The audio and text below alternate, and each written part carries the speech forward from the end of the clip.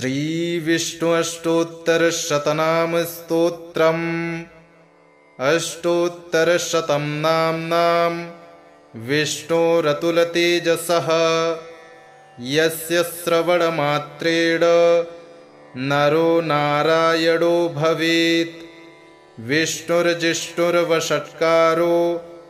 देवदेवो वृषाकपिः दामोदरो दीनबन्धु रादिदेवोदिते स्तुतः। पुण्डरीकः परानन्दः परमात्मा परात्परः परशुधारि विश्वात्मा कृष्णः कलिमलापः कौस्तुभोद्भासितो रस्को नरो नारायणो हरिः। हरो हरप्रियः स्वामी वैकुण्ठो विश्वतोमुखः ऋषिकेशो प्रमेयात्मा वराहो धरणीधरः वामनो वेदवक्ता च वासुदेवः सनातनः। रामो विरामो विरजो रावणारी रमापतिः वैकुण्ठवासी वसुमान् धनदो धरणीधरः। धर्मेशो धरणीनाथो ध्येयो धर्मभृतां वरः सहस्रशीर्षा पुरुषः सहस्राक्षः सहस्रपात् सर्वगः सर्ववित्सर्वः शरण्यः साधुवल्लभः कौसल्यानन्दनः श्रीमान् राक्षसः कुलनाशकः जगत्कर्ता जगद्धर्ता जगज्जेता जनार्तिः जानकीवल्लभो देवो जयरूपो जलेश्वरः क्षीराब्धिवासी क्षीराब्धि तनया वल्लभस्तथा शेषशायी पन्नगारी वाहनो विष्टरस्रवः माधवो मथुरानाथो मुकुन्दो मोहनाशनः दैत्यारिः पुण्डरीकाक्षो यच्युतो मधुसूदनः सोमसूर्याग्निनयनो नृसिंहो भक्तवत्सलः नित्यो निरामयः शुद्धो वरदेवो जगत्प्रभुः हयग्रीवो जितरिपु रूपेन्द्रो रुक्मिणीपतिः सर्वदेवमयः श्रीशः सर्वाधारः सनातनः सौम्यः सौम्यप्रदः स्रष्टा विश्वक्सेनो जनार्दनः यशोदातनयो योगी योगशास्त्रपरायणः रुद्रात्मको रुद्रमूर्तिः राघवो मधुसूदनः इति ते कथितं दिव्यं नाम्नामष्टोत्तरं शतम् सर्वपापहरं पुण्यं दिव्योरतुलतेजसः दुःखदारिद्र्यदौर्भाग्य नाशनं सुखवर्धनं सर्वसम्पत्करं सौम्यं महापातकनाशनं प्रातरुत्थाय विप्रेन्द्र पठेदेकाग्रमानसः यस्य नश्यन्ति विपदां राशयः सिद्धिमाप्नुयात्। अष्टोत्तरशतं नाम्नां विष्णोरतुलतेजसः यस्य श्रवणमात्रेण नरो नारायणो भवेत्। विष्णुर्जिष्णुर्वषट्कारो देवदेवो वृषाकपिः दामोदरो दीनबन्धु रादिदेवोदिते स्तुतः। पुण्डरीकः परानन्दः परमात्मा परात्परः परशुधारि विश्वात्मा कृष्णः कलिमलापः कौस्तुभोद्भासितो रस्को नरो नारायणो हरिः हरो हरप्रियः स्वामी वैकुण्ठो विश्वतोमुखः ऋषिकेशो प्रमेयात्मा वराहो धरणीधरः वामनो वेदवक्ता च वासुदेवः सनातनः रामो विरामो विरजो रावणारी रमापतिः वैकुण्ठवासी वसुमान् धनदो धरणीधरः धर्मेशो धरणीनाथो ध्येयो धर्मभृतां वरः सहस्रशीर्षा पुरुषः सहस्राक्षः सहस्रपात् सर्वगः सर्ववित् सर्वः शरण्यः साधुवल्लभः कौसल्यानन्दनः श्रीमान् राक्षसः कुलनाशकः जगत्कर्ता जगद्धर्ता जगज्जेता जनार्तिः जानकीवल्लभो देवो जयरूपो जलेश्वरः क्षीराब्धिवासी क्षीराब्धि तनया वल्लभस्तथा शेषशायी पन्नगारी वाहनो विष्टरस्रवः माधवो मथुरानाथो मुकुन्दो मोहनाशनः दैत्यारिः पुण्डरीकाक्षो यच्युतो मधुसूदनः सोमसूर्याग्निनयनो नृसिंहो भक्तवत्सलः नित्यो निरामयः शुद्धो वरदेवो जगत्प्रभुः हयग्रीवो जितरिपु रूपेन्द्रो रुक्मिणीपतिः सर्वदेवमयः श्रीशः सर्वाधारः सनातनः सौम्यः सौम्यप्रदः स्रष्टा विश्वक्सेनो जनार्दनः यशोदातनयो योगी योगशास्त्रपरायणः रुद्रात्मको रुद्रमूर्तिः राघवो मधुसूदनः इति ते कथितं दिव्यं नाम्नामष्टोत्तरं शतं सर्वपापहरं पुण्यं दिव्यो रतुलतेजसः दुःखदारिद्र्यदौर्भाग्य नाशनं सुखवर्धनं सर्वसम्पत्करं सौम्यं महापातकनाशनं प्रातरुत्थाय विप्रेन्द्र पठेदेकाग्रमानसः यस्य नश्यन्ति विपदां राशयः सिद्धिमाप्नुयात् अष्टोत्तरशतं नाम्नां विष्णोरतुलतेजसः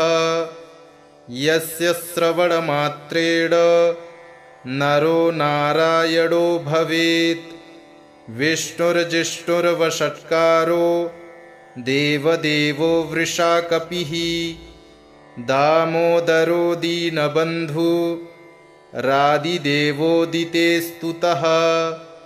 पुण्डरीकः परानन्दः परमात्मा परात्परः परशुधारि विश्वात्मा कृष्णः कलिमलापः कौस्तुभोद्भासितो रस्को नरो नारायणो हरिः हरो हरप्रियः स्वामी वैकुण्ठो विश्वतोमुखः ऋषिकेशो प्रमेयात्मा वराहो धरणीधरः वामनो वेदवक्ता च वासुदेवः सनातनः रामो विरामो विरजो रावणारी रमापतिः वैकुण्ठवासी वसुमान् धनदो धरणीधरः धर्मेशो धरणीनाथो ध्येयो धर्मभृतां वरः सहस्रशीर्षा पुरुषः सहस्राक्षः सहस्रपात् सर्वगः सर्ववित्सर्वः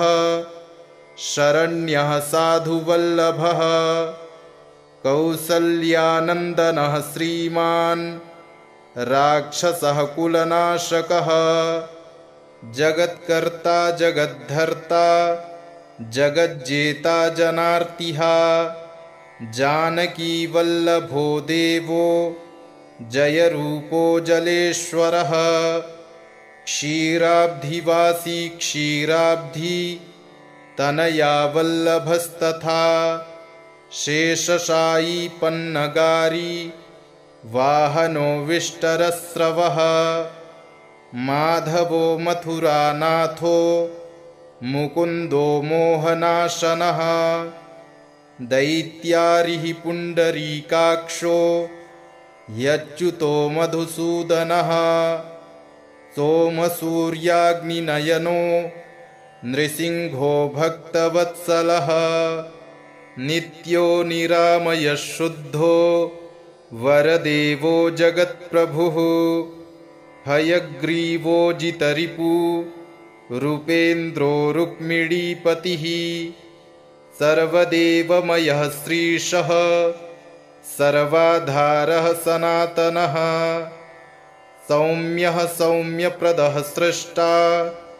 विश्वक्सेनो जनार्दनः यशोदातनयो योगी योगशास्त्रपरायणः रुद्रात्मको रुद्रमूर्तिः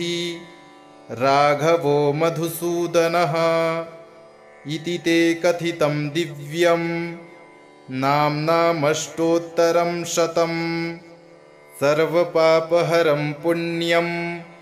दिव्यो रतुलतेजसः दुःखदारिद्र्यदौर्भाग्य नाशनं सुखवर्धनं सर्वसम्पत्करं सौम्यं महापातकनाशनं प्रातरुत्थाय विप्रेन्द्र पठेदेकाग्रमानसः यस्य नश्यन्ति विपदां राशयः सिद्धिमाप्नुयात् अष्टोत्तरशतं नाम्नां विष्णोरतुलतेजसः यस्य श्रवणमात्रेण नरो नारायणो भवेत् विष्णुर्जिष्णुर्वषट्कारो देवदेवो वृषाकपिः दामोदरो दीनबन्धु रादिदेवोदिते स्तुतः पुण्डरीकः परानन्दः परमात्मा परात्परः परशुधारि विश्वात्मा कृष्णः कलिमलापः कौस्तुभोद्भासितो रस्को नरो नारायणो हरिः हरो हरप्रियः स्वामी वैकुण्ठो विश्वतोमुखः ऋषिकेशो प्रमेयात्मा वराहो धरणीधरः वामनो वेदवक्ता च वासुदेवः सनातनः रामो विरामो विरजो रावणारी रमापतिः वैकुण्ठवासी वसुमान् धनदो धरणीधरः धर्मेशो धरणीनाथो ध्येयो धर्मभृतां वरः सहस्रशीर्षा पुरुषः सहस्राक्षः सहस्रपात्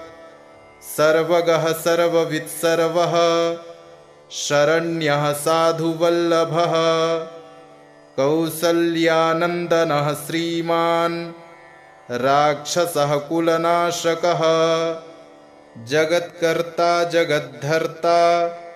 जगज्जेता जनार्तिः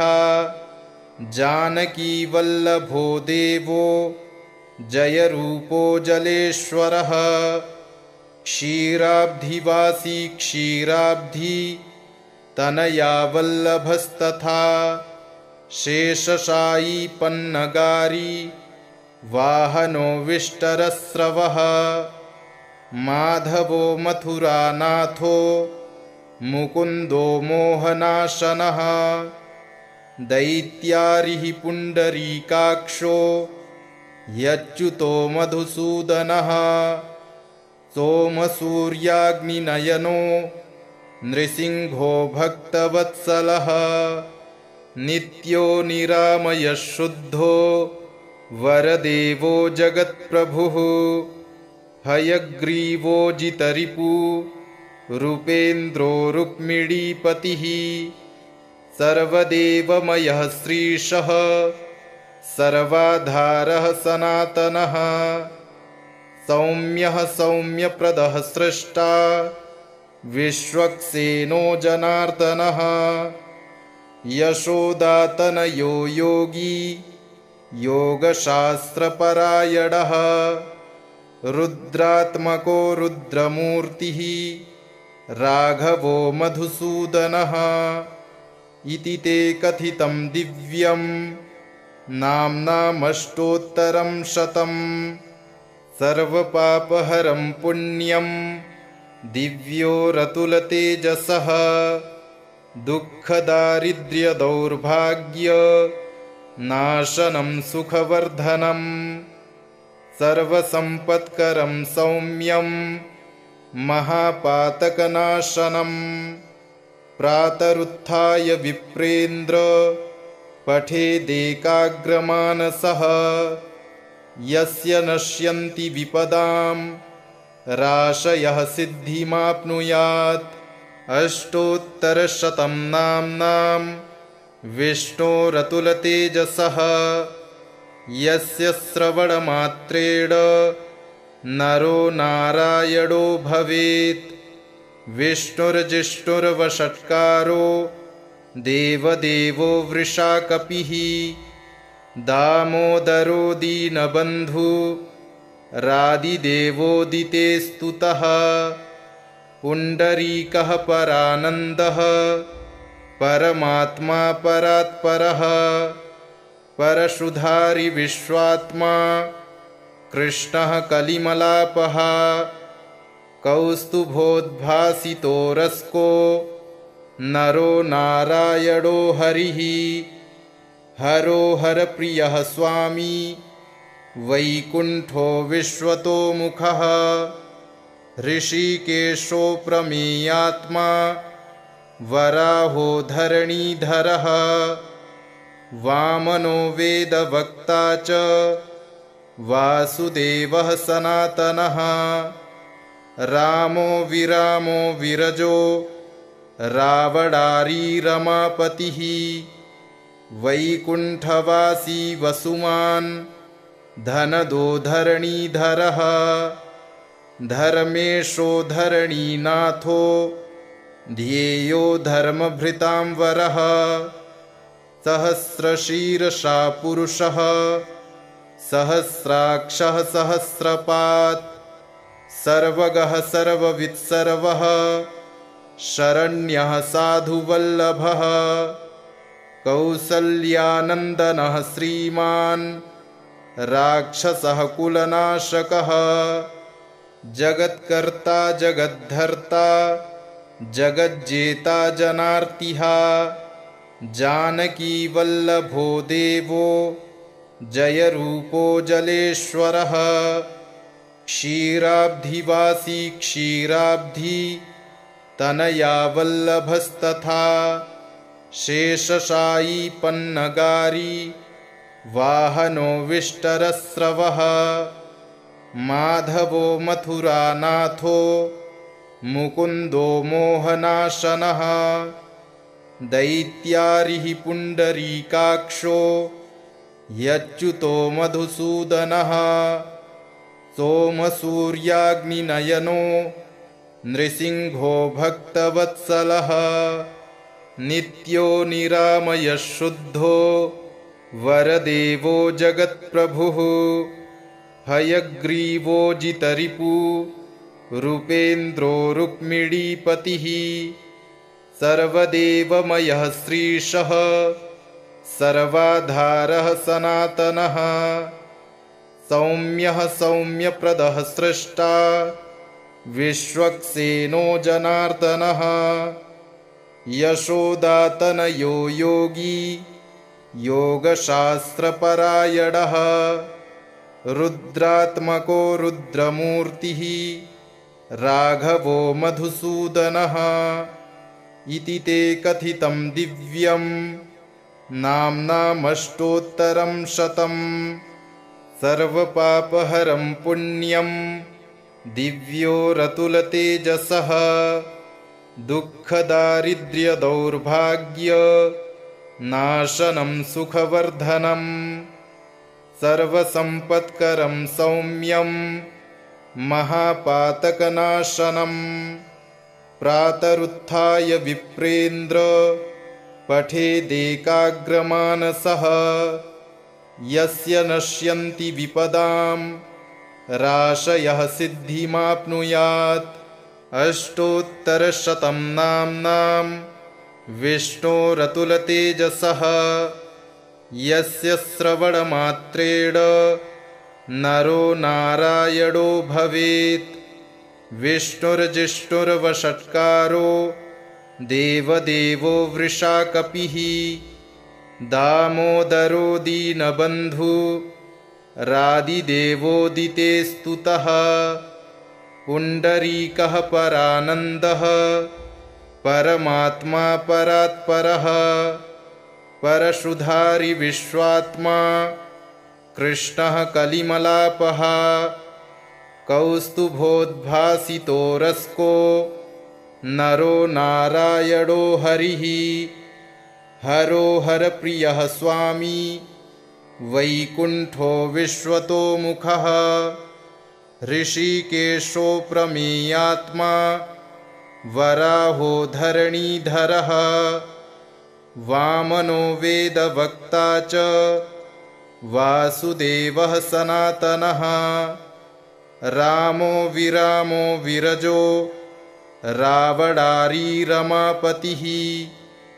वैकुण्ठवासी वसुमान् धनदो धरणीधरः धर्मेशो धरणीनाथो ध्येयो धर्मभृतां वरः सहस्रशीर्षा पुरुषः सहस्राक्षः सहस्रपात् सर्वगः सर्ववित्सर्वः शरण्यः साधुवल्लभः कौसल्यानन्दनः श्रीमान् राक्षसः कुलनाशकः जगत्कर्ता जगद्धर्ता जगज्जेता जनार्तिः जानकीवल्लभो देवो जयरूपो जलेश्वरः क्षीराब्धिवासी क्षीराब्धि तनया वल्लभस्तथा शेषशायी पन्नगारी वाहनो विष्टरस्रवः माधवो मथुरानाथो मुकुन्दो मोहनाशनः दैत्यारिः पुण्डरीकाक्षो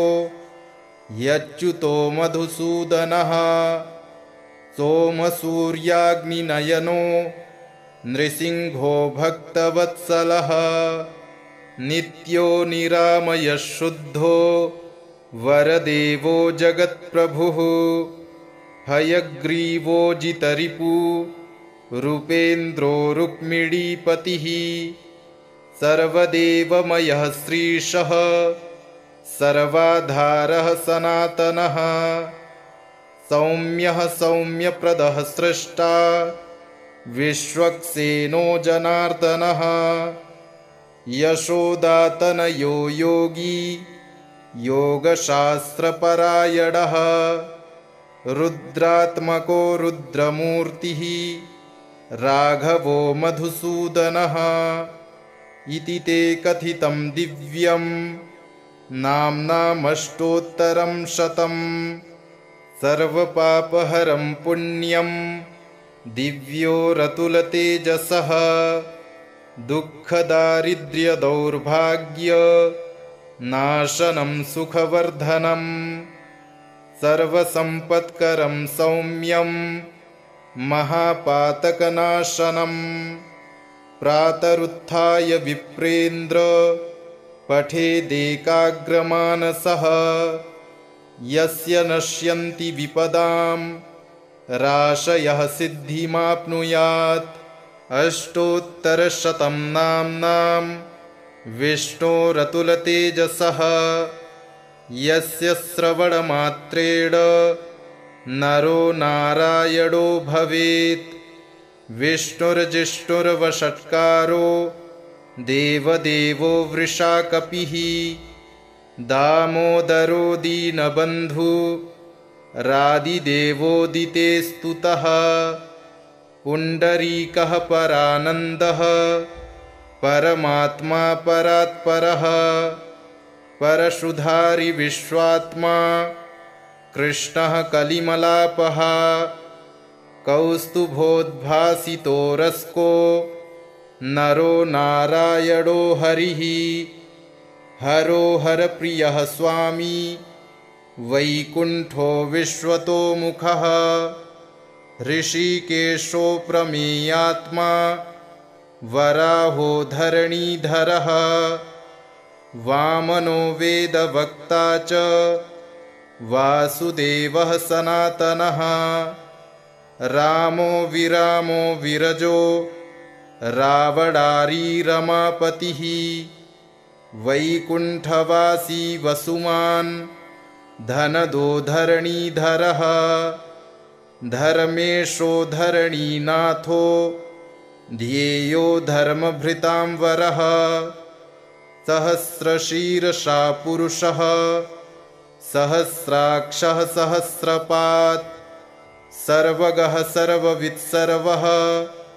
शरण्यः साधुवल्लभः कौसल्यानन्दनः श्रीमान् राक्षसः कुलनाशकः जगत्कर्ता जगद्धर्ता जगज्जेता जनार्तिः जानकीवल्लभो देवो जयरूपो जलेश्वरः क्षीराब्धिवासी क्षीराब्धि तनया वल्लभस्तथा शेषशायी पन्नगारी वाहनो विष्टरस्रवः माधवो मथुरानाथो मुकुन्दो मोहनाशनः दैत्यारिः पुण्डरीकाक्षो यच्युतो मधुसूदनः सोमसूर्याग्निनयनो नृसिंहो भक्तवत्सलः नित्यो निरामयः शुद्धो वरदेवो जगत्प्रभुः हयग्रीवो जितरिपु रूपेन्द्रो रुक्मिणीपतिः सर्वदेवमयः श्रीशः सर्वाधारः सनातनः सौम्यः सौम्यप्रदः स्रष्टा विश्वक्सेनो जनार्दनः यशोदातनयो योगी योगशास्त्रपरायणः रुद्रात्मको रुद्रमूर्तिः राघवो मधुसूदनः इति ते कथितं दिव्यं नाम्नामष्टोत्तरं शतं सर्वपापहरं पुण्यं दिव्योरतुलतेजसः दुःखदारिद्र्यदौर्भाग्य नाशनं सुखवर्धनं सर्वसम्पत्करं सौम्यं महापातकनाशनं प्रातरुत्थाय विप्रेन्द्र पठेदेकाग्रमानसः यस्य नश्यन्ति विपदां राशयः सिद्धिमाप्नुयात् अष्टोत्तरशतं नाम्नां विष्णोरतुलतेजसः यस्य श्रवणमात्रेण नरो नारायणो भवेत् विष्णुर्जिष्णुर्वषट्कारो देवदेवो वृषाकपिः दामोदरो दीनबन्धु रादिदेवोदिते स्तुतः पुण्डरीकः परानन्दः परमात्मा परात्परः परशुधारि विश्वात्मा कृष्णः कलिमलापः कौस्तुभोद्भासितो रस्को नरो नारायणो हरिः हरो हरप्रियः स्वामी वैकुण्ठो विश्वतोमुखः ऋषिकेशो प्रमेयात्मा वराहो धरणीधरः वामनो वेदवक्ता च वासुदेवः सनातनः रामो विरामो विरजो रावणारी रमापतिः वैकुण्ठवासी वसुमान् धनदो धरणीधरः धर्मेशो धरणीनाथो ध्येयो धर्मभृतां वरः सहस्रशीर्षा पुरुषः सहस्राक्षः सहस्रपात् सर्वगः सर्ववित्सर्वः शरण्यः साधुवल्लभः कौसल्यानन्दनः श्रीमान् राक्षसः कुलनाशकः जगत्कर्ता जगद्धर्ता जगज्जेता जनार्तिः जानकीवल्लभो देवो जयरूपो जलेश्वरः क्षीराब्धिवासी क्षीराब्धि तनया वल्लभस्तथा शेषशायी पन्नगारी वाहनो विष्टरस्रवः माधवो मथुरानाथो मुकुन्दो मोहनाशनः दैत्यारिः पुण्डरीकाक्षो यच्युतो मधुसूदनः सोमसूर्याग्निनयनो नृसिंहो भक्तवत्सलः नित्यो निरामयः शुद्धो वरदेवो जगत्प्रभुः हयग्रीवो जितरिपु रूपेन्द्रो रुक्मिणीपतिः सर्वदेवमयः श्रीशः सर्वाधारः सनातनः सौम्यः सौम्यप्रदः स्रष्टा विश्वक्सेनो जनार्दनः यशोदातनयो योगी योगशास्त्रपरायणः रुद्रात्मको रुद्रमूर्तिः राघवो मधुसूदनः इति ते कथितं दिव्यं नाम्नामष्टोत्तरं शतं सर्वपापहरं पुण्यं दिव्यो रतुलतेजसः दुःखदारिद्र्यदौर्भाग्य नाशनं सुखवर्धनं सर्वसम्पत्करं सौम्यं महापातकनाशनं प्रातरुत्थाय विप्रेन्द्र पठेदेकाग्रमानसः यस्य नश्यन्ति विपदां राशयः सिद्धिमाप्नुयात् अष्टोत्तरशतं नाम्नां विष्णोरतुलतेजसः यस्य श्रवणमात्रेण नरो नारायणो भवेत् विष्णुर्जिष्णुर्वषट्कारो देवदेवो वृषाकपिः दामोदरो दीनबन्धु रादिदेवोदिते स्तुतः पुण्डरीकः परानन्दः परमात्मा परात्परः परशुधारि विश्वात्मा कृष्णः कलिमलापः कौस्तुभोद्भासितो रस्को नरो नारायणो हरिः हरो हरप्रियः स्वामी वैकुण्ठो विश्वतोमुखः ऋषिकेशो प्रमेयात्मा वराहो धरणीधरः वामनो वेदवक्ता च वासुदेवः सनातनः रामो विरामो विरजो रावणारी रमापतिः वैकुण्ठवासी वसुमान् धनदो धरणीधरः धर्मेशो धरणीनाथो ध्येयो धर्मभृतां वरः सहस्रशीर्षा पुरुषः सहस्राक्षः सहस्रपात् सर्वगः सर्ववित्सर्वः शरण्यः साधुवल्लभः कौसल्यानन्दनः श्रीमान् राक्षसः कुलनाशकः जगत्कर्ता जगद्धर्ता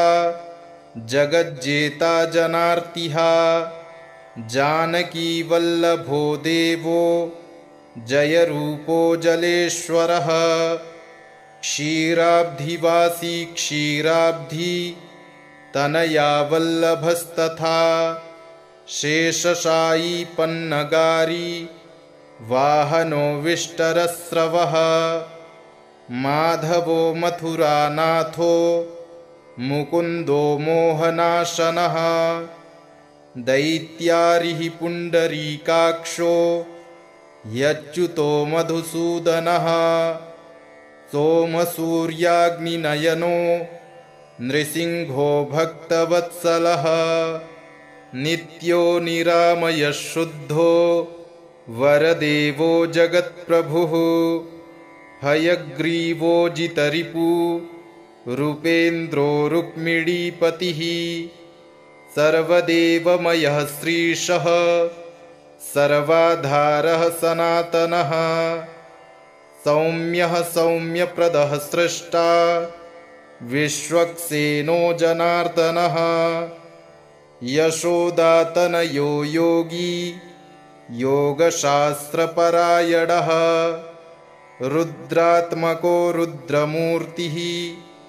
राघवो मधुसूदनः इति ते कथितं दिव्यं नाम्नामष्टोत्तरं शतम् सर्वपापहरं पुण्यं दिव्यो रतुलतेजसः दुःखदारिद्र्यदौर्भाग्य नाशनं सुखवर्धनं सर्वसम्पत्करं सौम्यं महापातकनाशनं प्रातरुत्थाय विप्रेन्द्र पठेदेकाग्रमानसः यस्य नश्यन्ति विपदां राशयः सिद्धिमाप्नुयात् अष्टोत्तरशतं नाम्नां विष्णोरतुलतेजसः यस्य श्रवणमात्रेण नरो नारायणो भवेत् विष्णुर्जिष्णुर्वषट्कारो देवदेवो वृषाकपिः दामोदरो दीनबन्धु रादिदेवोदिते स्तुतः पुण्डरीकः परानन्दः परमात्मा परात्परः परशुधारि विश्वात्मा कृष्णः कलिमलापः कौस्तुभोद्भासितो रस्को नरो नारायणो हरिः हरो हरप्रियः स्वामी वैकुण्ठो विश्वतोमुखः ऋषिकेशो प्रमेयात्मा वराहो धरणीधरः वामनो वेदवक्ता च वासुदेवः सनातनः रामो विरामो विरजो रावणारी रमापतिः वैकुण्ठवासी वसुमान् धनदो धरणीधरः धर्मेशो धरणीनाथो ध्येयो धर्मभृतां वरः सहस्रशीर्षा पुरुषः सहस्राक्षः सहस्रपात् सर्वगः सर्ववित्सर्वः शरण्यः साधुवल्लभः कौसल्यानन्दनः श्रीमान् राक्षसः कुलनाशकः जगत्कर्ता जगद्धर्ता जगज्जेता जनार्तिः जानकीवल्लभो देवो जयरूपो जलेश्वरः क्षीराब्धिवासी क्षीराब्धि तनया वल्लभस्तथा शेषशायी पन्नगारी वाहनो विष्टरस्रवः माधवो मथुरानाथो मुकुन्दो मोहनाशनः दैत्यारिः पुण्डरीकाक्षो यच्युतो मधुसूदनः सोमसूर्याग्निनयनो नृसिंहो भक्तवत्सलः नित्यो निरामयः शुद्धो वरदेवो जगत्प्रभुः हयग्रीवो जितरिपु रूपेन्द्रो रुक्मिणीपतिः सर्वदेवमयः श्रीशः सर्वाधारः सनातनः सौम्यः सौम्यप्रदः स्रष्टा विश्वक्सेनो जनार्दनः यशोदातनयो योगी योगशास्त्रपरायणः रुद्रात्मको रुद्रमूर्तिः राघवो मधुसूदनः इति ते कथितं दिव्यं नाम्नामष्टोत्तरं शतम् सर्वपापहरं पुण्यं दिव्यो रतुलतेजसः दुःखदारिद्र्यदौर्भाग्य नाशनं सुखवर्धनं सर्वसम्पत्करं सौम्यं महापातकनाशनं प्रातरुत्थाय विप्रेन्द्र पठेदेकाग्रमानसः यस्य नश्यन्ति विपदां राशयः सिद्धिमाप्नुयात् अष्टोत्तरशतं नाम्नां विष्णोरतुलतेजसः यस्य श्रवणमात्रेण नरो नारायणो भवेत् विष्णुर्जिष्णुर्वषट्कारो देवदेवो वृषाकपिः दामोदरो दीनबन्धु रादिदेवोदिते स्तुतः पुण्डरीकः परानन्दः परमात्मा परात्परः परशुधारि विश्वात्मा कृष्णः कलिमलापः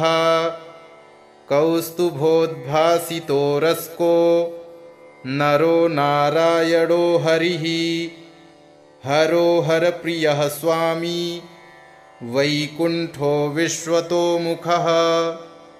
ऋषिकेशो प्रमेयात्मा वराहो धरणीधरः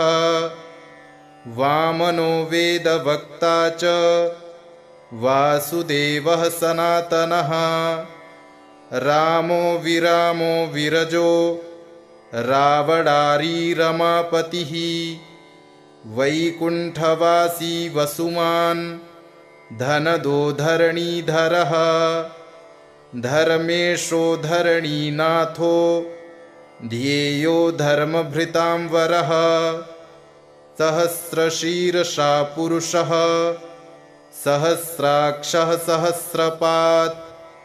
सर्वगः सर्ववित्सर्वः शरण्यः साधुवल्लभः कौसल्यानन्दनः श्रीमान् राक्षसः कुलनाशकः जगत्कर्ता जगद्धर्ता जगज्जेता जनार्तिः जानकीवल्लभो देवो जयरूपो जलेश्वरः क्षीराब्धिवासी क्षीराब्धि तनया वल्लभस्तथा शेषशायी पन्नगारी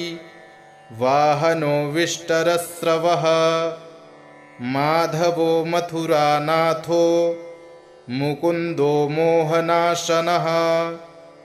दैत्यारिः पुण्डरीकाक्षो यच्युतो मधुसूदनः सोमसूर्याग्निनयनो नृसिंहो भक्तवत्सलः नित्यो निरामयः शुद्धो वरदेवो जगत्प्रभुः हयग्रीवो जितरिपु रूपेन्द्रो रुक्मिणीपतिः सर्वदेवमयः श्रीशः सर्वाधारः सनातनः सौम्यः सौम्यप्रदः स्रष्टा विश्वक्सेनो जनार्दनः यशोदातनयो योगी योगशास्त्रपरायणः रुद्रात्मको रुद्रमूर्तिः राघवो मधुसूदनः इति ते कथितं दिव्यं नाम्नामष्टोत्तरं शतम् सर्वपापहरं पुण्यं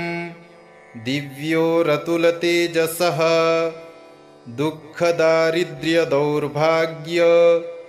नाशनं सुखवर्धनं सर्वसम्पत्करं सौम्यं महापातकनाशनं प्रातरुत्थाय विप्रेन्द्र पठेदेकाग्रमानसः यस्य नश्यन्ति विपदां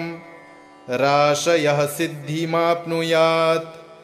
इति श्रीविष्णुअष्टोत्तरशतनामस्तोत्रम् सम्पूर्णम्।